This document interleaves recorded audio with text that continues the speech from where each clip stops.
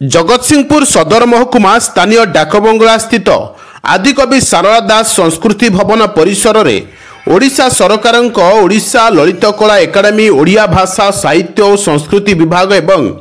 चित्रशिल्पी प्रभुचरण जेना स्मृति संसद जगतसिंहपुर पक्षरु विशिष्ट चित्रशिल्पी स्वर्गत प्रभुचरण जेनांक 87तम राज्यस्तरीय जयंती समारोह पालित हो जाइछि। प्रारंभरे कुनि कुनि पिलामानंक द्वारा संगीत परिवेषण करा जायतिला।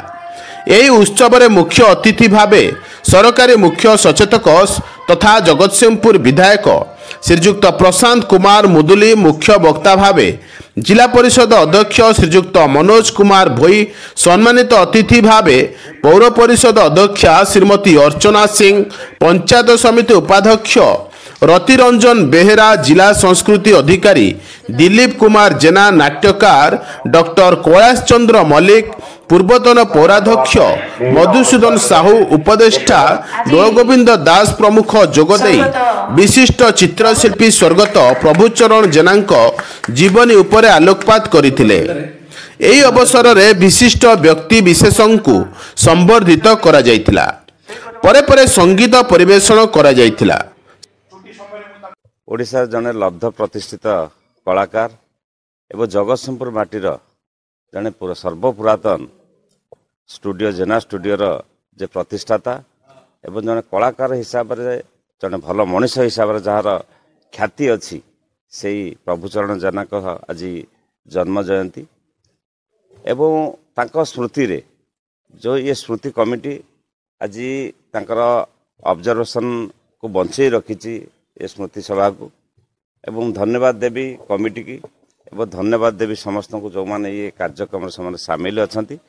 सांक भली जड़े प्रभुचरण जेना भली जड़े भल मनीष मनीष को भल पाउथवा जड़े भल मनीष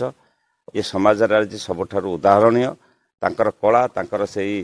मानसिकता एवं तांकर से जो सामाजिक सेवा आज भी लोक मान मन भितर